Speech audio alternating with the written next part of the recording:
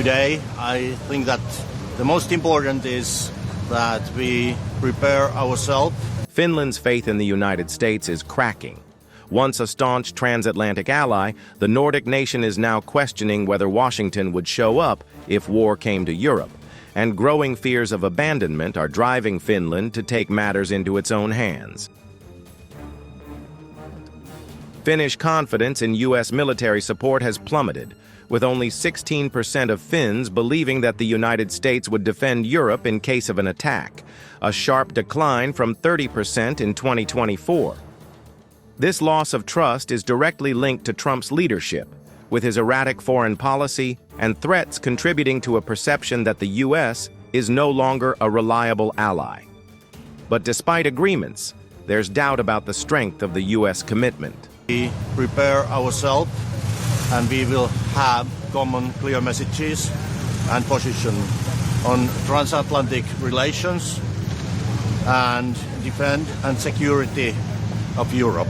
Despite the U.S.-Finland Defense Cooperation Agreement, DCA, which came into effect in September 2024, only 25% of Finns believe it will offer meaningful defense support during Trump's presidency. Finnish leaders, including Defense Minister Antti Häkkänen, have expressed concerns that the U.S.'s shifting priorities, particularly its pivot toward the Indo-Pacific, could undermine NATO's commitment to Europe. Häkkänen stresses the importance of Europe's strategic autonomy, warning that Finland's security cannot solely depend on U.S. support. And this has led to a shift in public opinion regarding NATO membership. EU funding is needed, and we need also this strong commitment towards the defense industry as a long term, that we need this ammunition for next decade for Ukraine's support and, of course, to the European countries' own support. Despite 74% of Finns believing NATO will come to Finland's aid in case of an attack, trust in U.S. participation is faltering. The Supo intelligence service has raised concerns over the U.S.'s relationship with Russia, particularly Trump's increasing proximity to Putin. Finland's primary security threat remains Russia, and any perceived closeness with U.S. resolve could destabilize the region.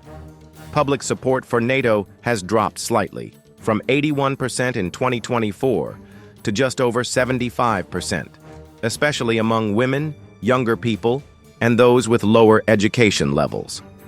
But even as NATO's role is questioned, Finland's commitment to Ukraine remains firm, though with growing reluctance to send troops. Other than talking about 5%, which of course is a good guiding principle, we should talk about the capabilities, the true capabilities as stipulated by the defense plans of NATO for each and every member state that we really can fulfill. While Finland remains firmly committed to Ukraine's territorial integrity, with 80% of Finns rejecting any peace deal that allows Russia to retain occupied territories, there is growing reluctance to send Finnish soldiers to fight in Ukraine. Only 56% support the idea of sending Finnish troops, even though 60% would approve of European peacekeepers in the region. This hesitancy reflects the potential for European countries to take more responsibility in resolving the crisis without becoming too entangled in the war or U.S. foreign policy. And in response to these uncertainties, Finland is taking bold steps to strengthen its own defense. Finland's declining faith in U.S. military support is manifesting in bold policy shifts. Helsinki will boost its defense spending to 3% of GDP by 2029, up from 2.4% in 2024, as part of a wider strategy to enhance national readiness without over-reliance on transatlantic allies. Prime Minister Petteri Orpo confirmed Finland will withdraw from the 1997 Ottawa Treaty, banning anti-personnel landmines. The move aligns Finland with Poland and the Baltic states, all of whom are ramping up military capabilities in response to increasing Russian aggression.